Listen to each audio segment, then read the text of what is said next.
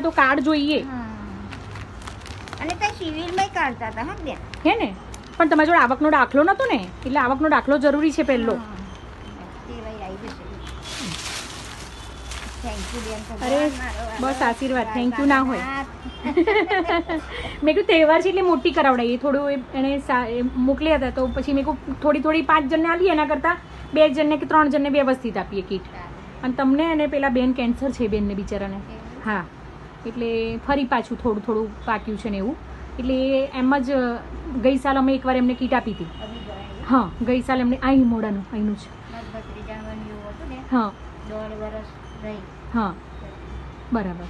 એટલે બિચારા એ તકલીફમાં હતા તે તમારે જેમ એમને જ પૂછવા આવેલા કે કીટ બેન મળશે. પછી એમનો વિડીયો મૂક્યો હતો ને તો પછી આ એક જણે મોકલી, વ્યવસ્થા કરી આપી. અમે સાથે ભણતા, તમારી ફ્રેન્ડ છે.